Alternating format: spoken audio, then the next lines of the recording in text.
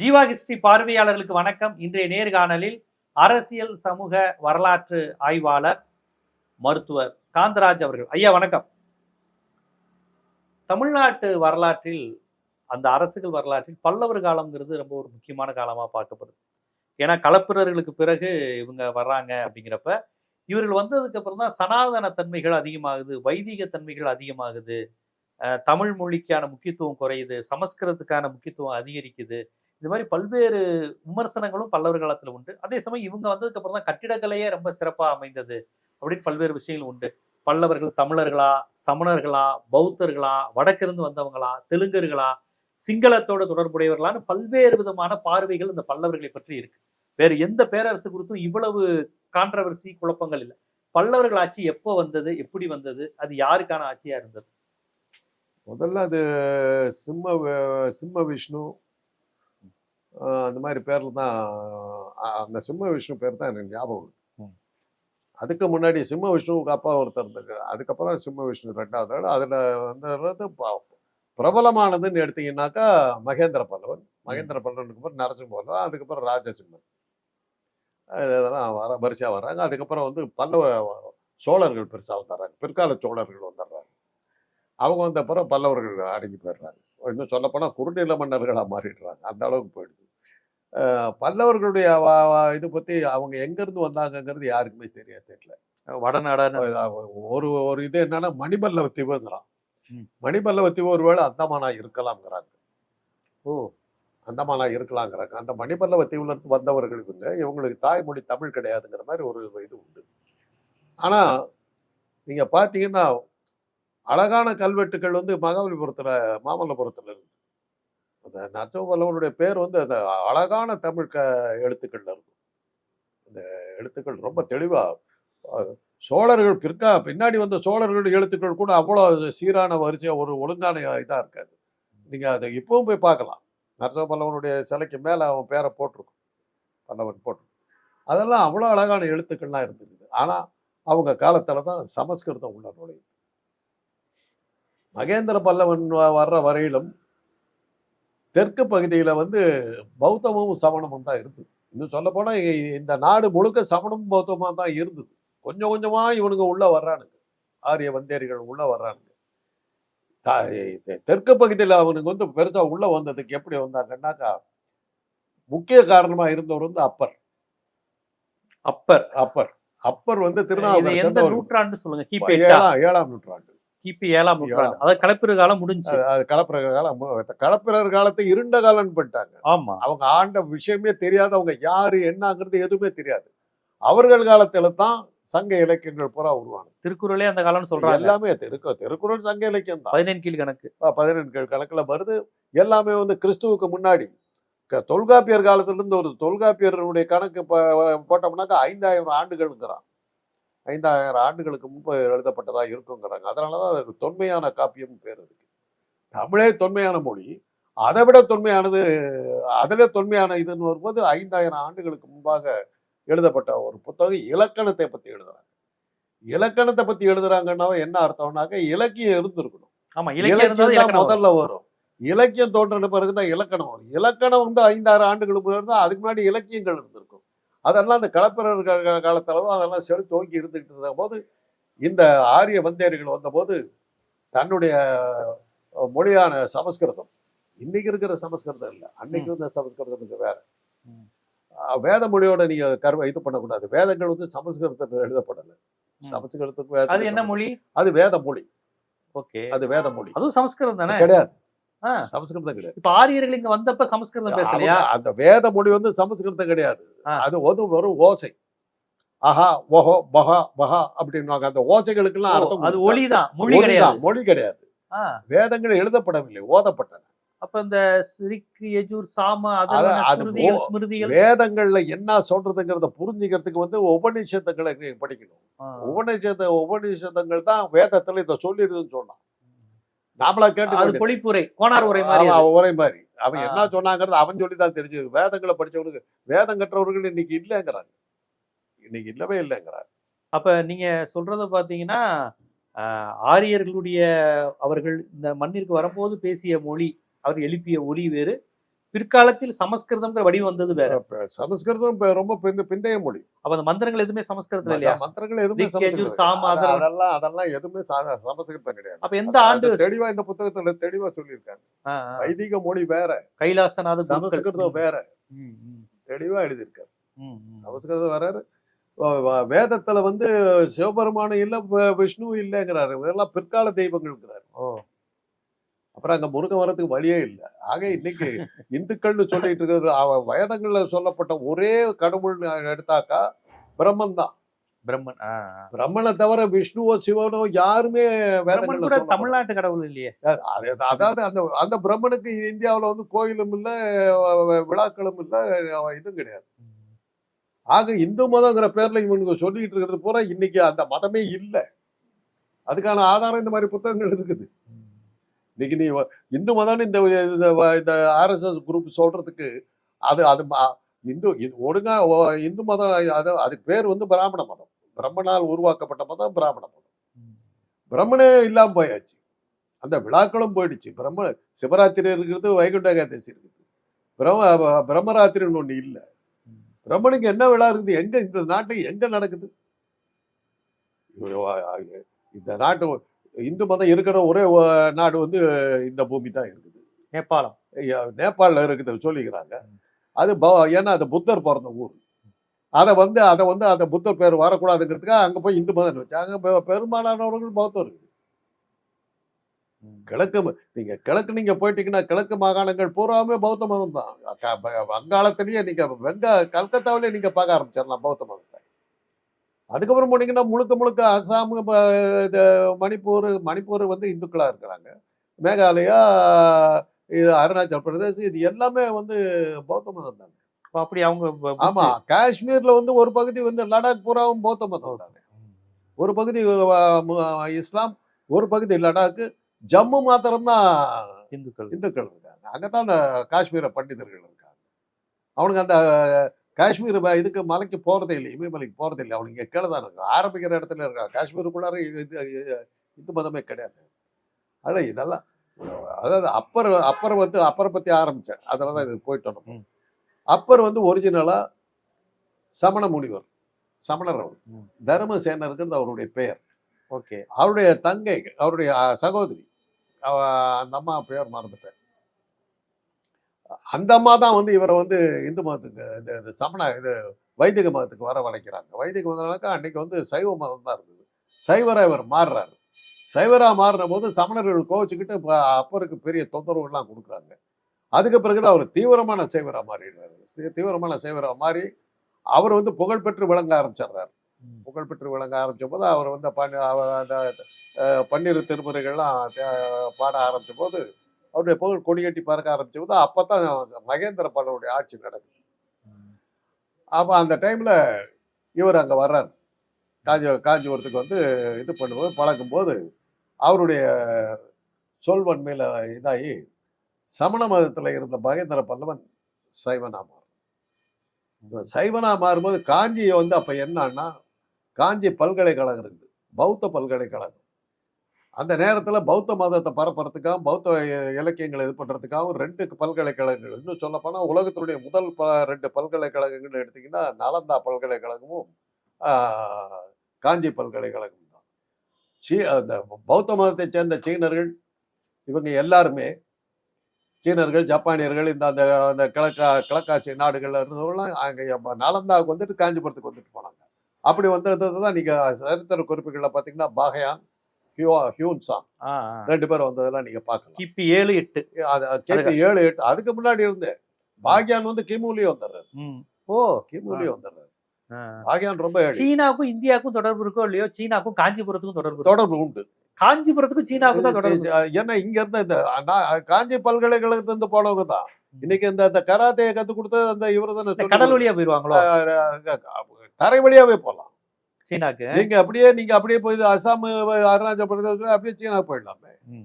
கடல் வழியா போறதுன்னு சிலோன்ல இருந்து 250 மைல் தானே. அது 1000 மைலுக்கு அந்த பக்கம் இருந்து பர்மாவுக்கு போனவனுக்கு இங்க 250 மைல் தாண்டி இருக்கிற சீனா போக முடியாதா? 2 பேருமே இந்த பக்கம் தான் வந்திருக்காங்க, இலங்கை வழியா தான் வந்திருக்காங்க. மார்க்கோ போல எல்லாருமே அப்படித்தான் வந்திருக்காங்க. எல்லாம் அந்த மாதிரி. சீனானாலே காஞ்சிபுரம் தானே அதிகம் மேக்ஸிமம். அதுதான் அந்த எனக்கு தெரிஞ்சு மதுரை பாண்டியர்களோ தஞ்சாவூர் சோழர்களை விட காஞ்சிபுரத்துக்கும் சீனாவுக்கும் பல்லவர்களுக்கும் அது ஏதோ ஒரு தொடர்பு இருக்கு. அது பெரிய வர்த்தக இதுங்க.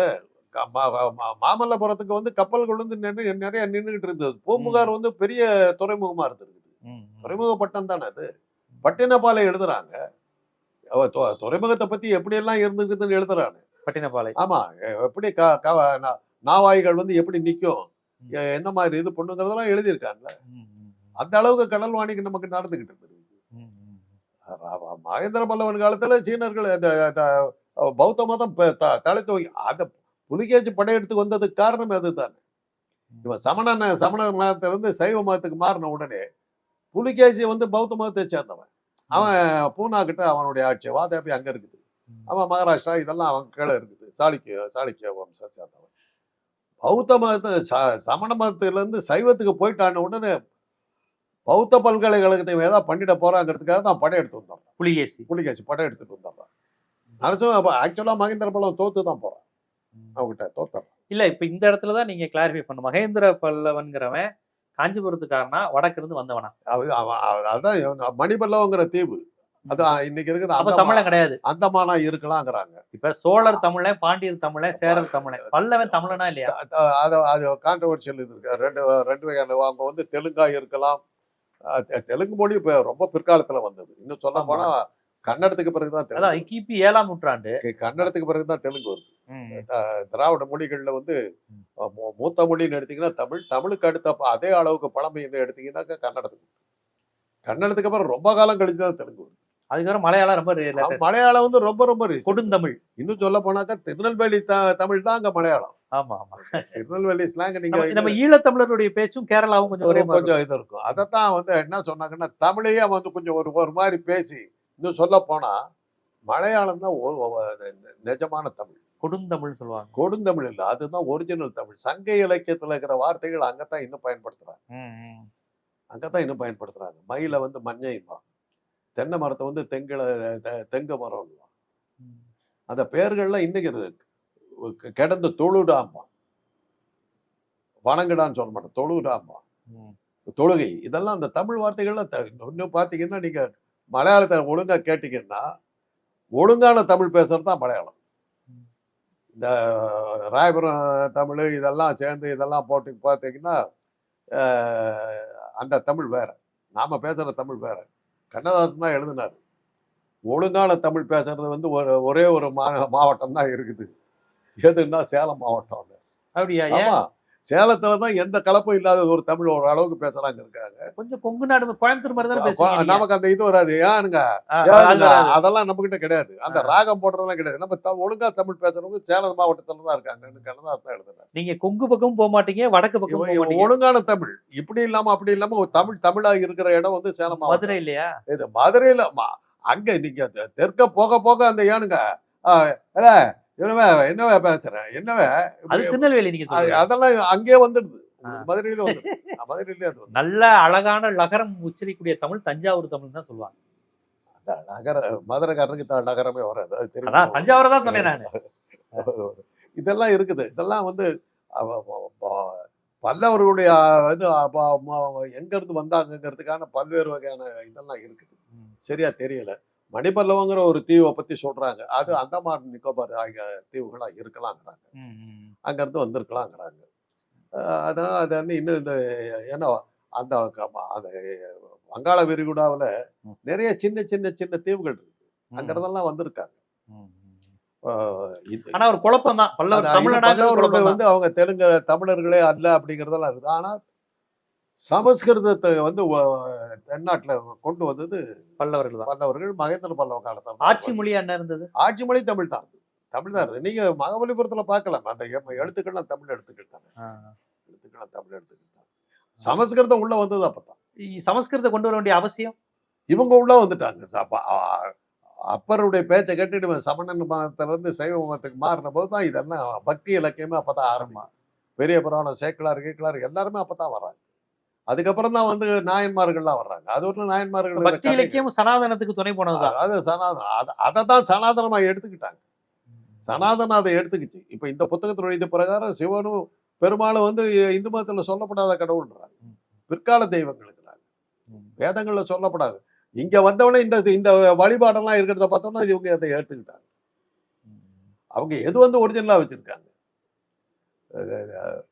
பசுவை கொல்லக்கூடாதுன்னாங்க. எவன் பசுவை அடிச்சு சாப்பிட்டுக்கிட்டு இருந்தோம்னா வேத புத்தர் காலத்துக்கு பிறகு மாறி அது புத்த வந்து நம்ம வந்து வந்து பசு வந்து தெய்வமா கும்பிட்டுக்கிட்டு இருந்தோம். அது ஆரப்பா மகராவில் கிடைச்ச அந்த இதெல்லாம் அந்த அந்த சிம்பிள்ஸ் எல்லாம் பார்த்தீங்கன்னா பசுவை வந்து தெய்வமா கொண்டாடுறது அதில் பல இது முத்திரைகள் பசுவுக்கு அலங்காரம் பண்ணி இருக்கிறது அதெல்லாம் இருக்குது. ஆரியர் அதனாலதான் அது ஆரிய இனத்துக்கு சம்பந்தம் இல்லைன்னு சொல்றதுக்கு காரணம் பசுவை கும்பிடுற வழிபட்டவங்க வந்து திராவிடர். அதனாலதான் அந்த ஆரிய நாகரிகம் காலமாடு தானே இருக்கு, சிந்து சமவெளி காலமாடு தானே இருக்கு. அதான் அதனாலதான் அந்த வெள்ளக்காரன் என்ன சொல்றேன்னா, நீ மாடு அடிச்சு தின்னவன், உன்னுடைய இனம் இது உன்னுடைய இதா இருக்க முடியாது அப்படின்ட்டான். திட்டவட்டமா சொல்றாங்க. இன்னைக்கு அதுக்கப்புறம் அங்க கிடைச்ச அந்த நட்சத்திர குறிகள் இதெல்லாம் இது வச்சு இது பண்ணும்போது ஸ்வீடன் நாட்டு அறிஞர்கள் ஆஸ்லோ பார்ப்போலா போன்றவர்கள்லாம் அது தமிழ் மொழி தான் சொல்றாங்க. இந்த சிந்து சமவெளி நாகரிகத்துல புழக்கமா இருந்த மொழி வந்து தமிழ் மொழி தான். அவங்க பிஜேபி வந்து குதிரை தான் காலமாடு இல்லைன்னா சொல்லிட்டு இருந்தாங்களே, குதிரை தான். அவனுக்கு அவன் காலமாட்டு குதிரைக்கு வித்தியாசம் தெரியாத வச்சு நம்ம என்ன பண்ண முடியும், அது அவங்க அந்த மாதிரி தான் போவாங்க. சோ வித்துட்டது சனாதனம், வைதிகத்துக்கு வித்துட்டது பல்லவராட்சி தான். பல்லவராட்சி தான். பல்லவராட்சி கலப்புற காலம் சனாதன. இன்னொரு விஷயத்தை தெரிஞ்சுக்கிட்டு, மாமல்லபுரத்துல இருக்கிற சிற்பங்களுக்கு வந்து பஞ்சபாண்டவர்கள் பேரை வச்சு விட்டானுங்க. திரௌபதியில தான் அது சிற்பங்கள் எல்லாத்துக்கும் கூட இந்து சமயத்தை சேர்ந்தது இல்லை. அர்ஜுனன் தபசுங்கிறது சாகர சங்கரருங்கிற 2 மன்னர்களை பத்திய புடைப்பு சிற்பங்களா தெரியும். தனக்கு தண்ணி வேணுங்கிறதுக்காக அவனுக்கு வந்து ஒரு தவம் இருந்து கொண்டு வந்தாங்க அந்த தண்ணிங்கிறது தான் அந்த அர்ஜுனன் படம் போட்டிருக்குமே. அதை வந்து இவனுங்க பின்னாடி வந்தோடனே அது வந்து அர்ஜுனன் தபசுன்னு மாற்றி விட்டாங்க. அதை எழுதுனது தான் மயிலை சீனி வெங்கடசாமி. அது பூரா விளக்கமும் கொடுத்து அதெல்லாம் போட்டு அது எப்படிங்கிறத தெளிவா ஒரு புக்கே எழுதிட்டார். அவரை பிடிச்சி உதைக்காத குறையா இது பண்ணார். அவர் தான் கலப்பிரர் காலத்தை கொண்டு வந்தவர். அவர் தான் மயிலை சீனி வெங்கடசாமி தான். பாரதிதாசனுடைய மயிலை சீனி வெங்கடசாமி அவர்கள் தான் பல கல்கைக்கு முன்பே தமிழருடைய சரித்திரத்தை வெளியே கொண்டு வந்தது அவர் தான். அவர் ஆரிய எதிர்ப்பு சிந்தனையாளர். நிறைய திராவிட என்ன தெரியாது. அவருடைய புத்தகங்கள் பூராமே இந்து மதத்துக்கு தமிழும் பௌத்தம்னு ஒரு புக் எழுதியிருக்காரு, தமிழும் சமணம்னு கலப்பிரர் காலம் எழுதியிருக்காரு, எல்லாமே எழுதியிருக்காரு. அதுல பாத்தீங்கன்னாக்கா இவங்க உள்ள வந்து இந்த வாரியர்கள் உள்ள வந்து தமிழை அழிக்கிறதுக்கு என்னென்ன முயற்சிகள் எடுத்தாங்கிற அத்தனை டீட்டெயில் இது வந்து ஒரு வைதிக பிராமணரால் எழுதப்பட்ட கைலாசம். இதுலயே அதை எழுதுறாரு, இவரே எழுதுறாரு. இதெல்லாம் ஒழிச்சுக்கிறதுக்கு என்னென்னவோ பண்ணாங்கன்னு எழுதுறாரு. இதே ஒரு பசுவை எப்படி கொண்டு சாப்பிடணுங்கிறதெல்லாம் ஆரியர்கள் வச்சிருந்தாங்கிறது தான். இன்னைக்கு பசு வந்து பௌத்த மதம் வந்து பெருசா வந்து பசுவை யாகம் வளர்த்து பசுவை கொண்டு தொலைச்சு போடுங்கிற பயத்துல தானே யாகத்துல பசுவை போடுறது. அதுக்கப்புறம் என்ன பண்ணானுங்கன்னா மாவுல பசுவை பொம்மை செஞ்சு அதை சாப்பிட்டானுங்க. அப்போ அந்த பசு தீங்கிறது அவனுங்களாம் விட முடியல. அதையும் செய்யக்கூடாதுன்ட்டாரு. அப்புறம் தான் யாகமே அழிஞ்சு போச்சு. இன்னைக்கு எவன் யாகம் வளர்த்துறான்? முடிஞ்சு போச்சு. அவங்க பொழப்புல மண்ணை போட்டார். உருவ வழிபாடு கூடாதுன்ட்டாரு. இவங்களாம் ஒன்றும் பண்ண முடியல. அப்புறம் இருக்கிற தெய்வங்களை வந்து தன்னுடைய தெய்வமா மாத்திக்கிட்டான். அந்த டெக்னிக் அவனுக்கு நல்லா தெரியும். போற ஊர்ல அது அவங்கள பாத்தீங்கன்னா அவங்களோட தாய்மொழி வந்து சமஸ்கிருதம் ஒண்ணு இருக்கும். ஆனா தமிழ்நாட்டையர் வந்து தமிழ் பேசுவோம், தெலுங்கு ஆந்திராவுக்கு போனா தெலுங்கு பேசுவோம். அவனுக்குன்னு தாய்மொழி கிடையாது. அந்த ஊர்ல என்ன மொழி இருக்கோ அந்த மொழி பேச்சு. ஆரியர்களுக்கு தாய்மொழி கிடையாது, அவனுக்கு மொழியே கிடையாது, ஒண்ணுமே கிடையாது. நீங்களே சொல்லி உஸ்பெஸ்கிஸ்தானா அது என்னது, பிரேரி புல்வெளி அந்த ஏரியா பாரசீக பகுதியில் இல்ல மத்திய ஆசியா. அது ரஷ்யாவுடைய பகுதிகளா இருக்குது. இப்ப அஜர்பைஜான், உக்ரைன், உஸ்பெகிஸ்தான், இதெல்லாம் கஜகிஸ்தான், இதெல்லாம் அந்த பின்னாடி அவனுங்கெல்லாம் அடிச்சு தோர்த்து தான் செங்கிஸ்கான், தைமூர் எல்லாம் முகலாயர்கள் அங்கிருந்து ஆரம்பிக்கிறாங்க.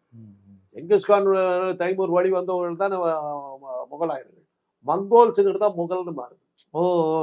மங்கோலியர்கள் தான் மங்கோலியர். ஆனா மங்கோலியர்கள் சீனாவோட தொடர்புடையது இல்ல. அந்த இனத்தை மங்கோலிய இனத்தை சேர்ந்தவங்க தான் அந்த முகலாயர்கள். அவனுக்கு இங்க வந்து முதல்ல இப்ராஹிம் லோடி வர்றான். அவன் முதல்ல வந்து தைமூரே வந்துட்டு போறான். ஹூனர்கள் படையெடுப்பு நடந்திருக்குது. செங்கிஸ்கான் வரல. இங்க செங்கிஸ்கான் யூரோப்புக்கு ஃபுல்லா போயிட்டாங்க. இந்தியா பக்கம் ஹூனர்கள் படையெடுப்புலாம் நடந்து வந்து படையெடுத்துட்டு போயிட்டானுங்க. இப்ராஹிம் லோடி தான் உள்ள வந்து முதல்ல வந்து எஸ்டாப்ளிஷ் பண்ண பாக்குறான்.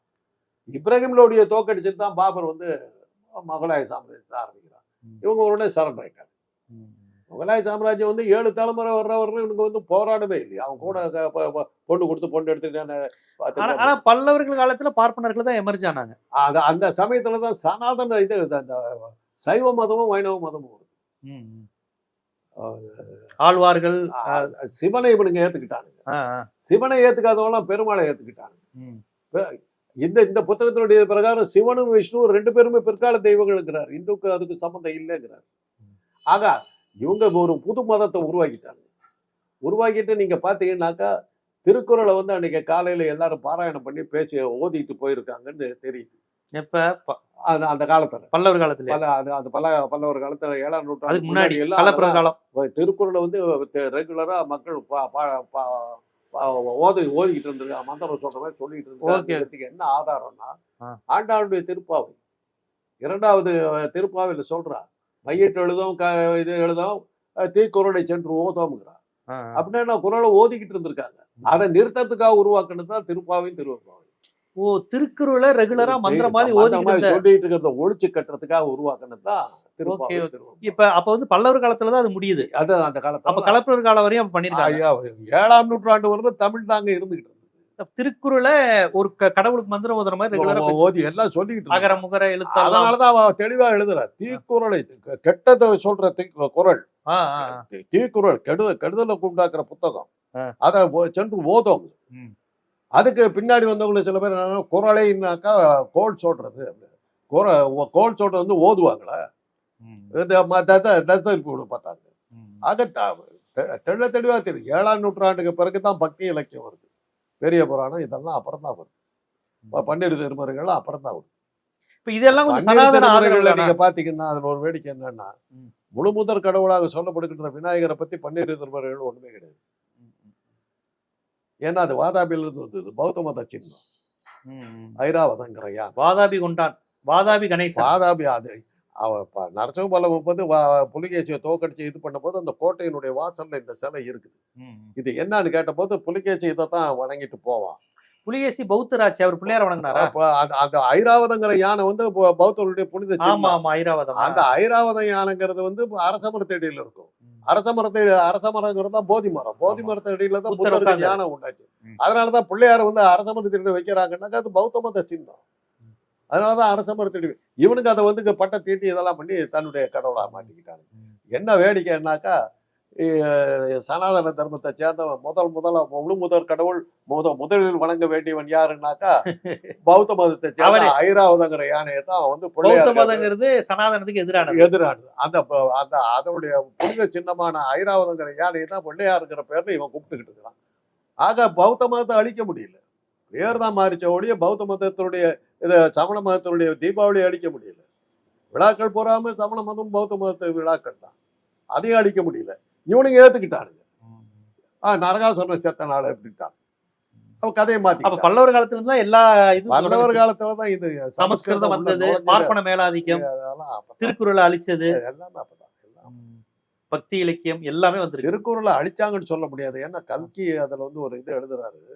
அது எவ்வளவு பார்த்திப சோழன் அவன் வந்து தன்னுடைய பொக்கிஷமா நினைச்சது ஒண்ணு வச்சிருப்பான், ஒரு பொட்டியில வச்சிருப்பான். அந்த கதையில வரும். அந்த பொட்டியை வந்து பத்திரமா வந்து தன்னுடைய நம்பிக்கைக்குரிய அந்த மீனவன் இவங்கிட்ட கொடுத்துருப்பான். அந்த மீனவன் வந்து அதை பத்திரமா வச்சிருக்கான். மன்னர் கொடுத்த பொட்டி, மன்னர் கொடுத்து அதை திறந்து பார்த்தா என்னன்னாக்கா வள்ளுவர் தன் கைப்பட எழுதின திருக்குறள் ஓலைச்சுவடிகள் அவன் பத்திரமா பாதுகாத்தான், சோழன் தான் பாதுகாத்தான். சோழர் காலத்துல அதை வந்து கல்கி அதை எழுதிப்பாரு. ஏதோ ஒரு வரலாற்று ஆராய்ச்சி வச்சுதான் அவர் அதை எழுதிப்பாரு. ஆக அந்த திருக்குறளை வந்து அந்த அளவுக்கு போட்டு இவங்க வந்து அழிச்சிட போறாங்கன்னு அதெல்லாம் பயந்து இது பண்ணி வச்சாங்க. பின்னாடி வந்தவர்கள் பன்னிரு திருமுறைகளை ஏத்துக்கல, இளைவாளர்கள் அதையும் ஏத்துக்கல. சிவனே கிடையாது போடான்ட்டான். அதை வந்து சிதம்பரம் கோயில்ல வந்து உள்ள போட்டு ஒடிச்சு வச்ச கதைன்னா உங்களுக்கு தெரியும். ராஜராஜ சோழன் தான் அதை கைப்பற்றி கொண்டு வரோம். 60,000 பாடல்கிட்ட இருந்தது, 20,000 பாடல்கள் தான் இருந்தது. மிச்சம் 40,000 பாடல்கள் கரையாரிச்சு இதாகிடுச்சு. இதெல்லாம் தமிழர் வரலாற்று மேல ஏற்பட்ட ஆரிய வந்தியர்களால் ஏற்பட்ட இது. சமணர்களை வந்து கழுவுல ஏத்தி கொண்டா இல்லையா? ஆமா. இந்த 8000 சமணர். பல்லவ மன்னர்கள் பேரெல்லாம் பாக்குறேன் நான். சோழ மன்னர்கள் பாண்டிய மன்னர்களுக்கு இல்லாத ஒரு விஷயம், எல்லாருக்கும் பேர் முன்னாடி வர்மன். அப்பதான் அந்த வடமொழி பேர்கள்லாம் வருது. அது வர்மன் வர்மன் வர்மன் வருதே. மகேந்திரவர்மன், நரசிம்மவர்மன் இதெல்லாம் நந்திவர்மன் அப்பதான் வருது. நந்திவர்மன் அவர் தானே. அதான் நந்திவர்மன். நந்திவர்மன் தமிழுக்காக பாடுபட்டவன். அவனை பத்தி ஒரு பல்லவர் அவரு. ஆமா பல்லவன். அவன் தான் கடைசி மன்னான். அவனை பத்தி என்ன சொல்றாங்கன்னா, கலம்பகம் பாடக்கூடாதுன்னு. கலம்பகம் பாடினாக்கா அதை பாடினாக்கா அந்த மன்னன் செத்து போவான் அப்படிங்கிற மாதிரி ஒரு நம்பிக்கை இருக்குது. நந்திவர்மன் வந்து அந்த கலம்பகத்தை பாடி ஆவணுங்க.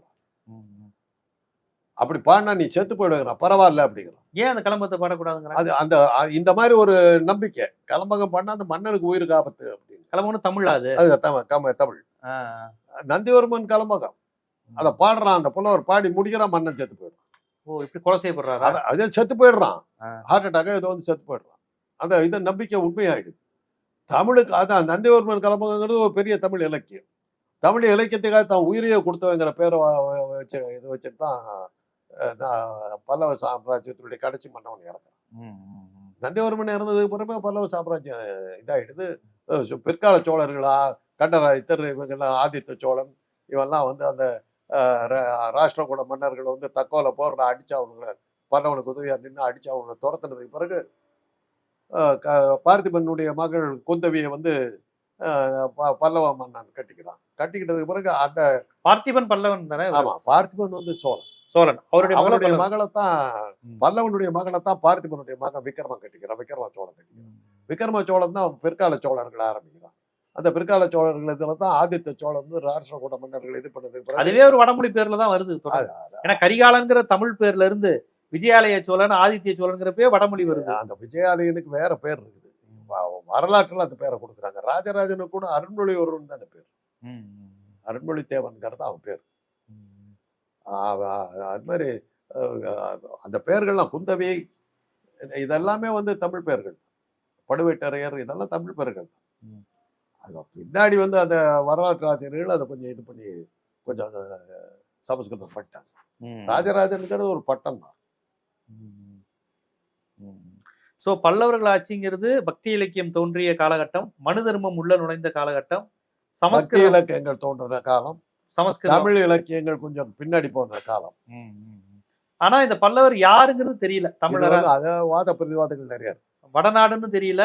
வடநாடு இல்ல, வடநாடு தெலுங்கு சிங்களமா இருக்குமோ. கிழக்கு பக்கத்துல இருந்து சைனா, ஜப்பான் அந்த சைட்ல இருந்து, கொரியா இந்த பக்கத்துல, பாரசீகம் அந்த மாதிரி இல்ல இந்த பக்கத்துல இந்த சைடு தான்.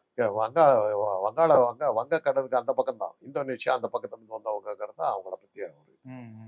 அதனாலதான் என்ன சொல்றாங்கன்னா, கொரிய மொழியில வந்து தமிழ் வார்த்தைகள் நிறைய இருக்கு. அதுல ஒரு ஜப்பானிய மொழியிலும் தமிழ் வார்த்தைகள் நிறைய இருக்குவாங்க. அது ஒரு பெரிய ஆராய்ச்சியா நடந்தது. ஜப்பானுக்கும் தமிழுக்கும் எப்படி வந்தது தொடர்பு, வர்த்தகத்தின் மூலமா வந்ததா இல்ல இதெல்லாம் வந்ததா அப்படிங்கிறது. அதனால அந்த ஆராய்ச்சியில பார்க்கும்போது கொரியா மொழியில வந்து நிறைய தமிழ் வார்த்தைகள் அதெல்லாம் வச்சு பார்க்கும்போது ஒருவேளை பல்லவர்கள் அங்கிருந்து வந்தவர்களா இருக்கலாம், தமிழர்களா இருந்திருக்கலாம். இருந்தாலும் ஒரு தமிழர் மரபுக்கு ஒரு பின்னடைவை ஏற்படுத்தியதுதான் பல்லவர் ஆட்சி. அது அண்ணாவே எழுதுறாரு. பல்லவர்கள் காலத்துலதான் பக்தி இலக்கியமும் சனாதனமும் இங்க உள்ள வருது. சாதிய படிநிலை சாதி அந்த வர்ணாசிரமம் அதுக்கப்புறம் தான் வருது. அம்பேத்கர் சொல்றாரு அபிதுபேருடைய நூல்ல, கிபி 8ஆம் நூற்றாண்டுக்கு பிறகுதான் அந்த வர்ணாசிரம சாதிய படிநிலை இறுக்கமாகுது. அது அப்புறம் தான் வருது. அதான் அந்த காலகட்டம் தான் இவனுக்கு உள்ள வர்றானுங்க. பல்லவர் காலம் இதை மற்றொரு பேரரசு என்று எடுத்துக்கொள்ளாமல் இதை நாம் எப்படி மற்ற சோழர், சேர, பாண்டியரிலிருந்து வித்தியாசப்படுத்தி பார்க்கணும் அப்படிங்கிறத உங்களுடைய வரலாற்று பகுப்பாய்வு, அதுக்குள்ள உங்களுக்கு இருக்கக்கூடிய அந்த சமூக புரிதல், உங்களுடைய சிந்தனா மரபு, பெரியார் சிந்தனா மரபு, திராவிட மரபு அல்லது வரலாற்று ஆய்வு, தமிழ் உணர்வில் இருந்து அதை எப்படி பார்க்கணுங்கிறத நம்ம ஜீவா ஹிஸ்டரி பார்வையாளருக்கு எடுத்து வச்சிருக்கீங்க. நன்றி.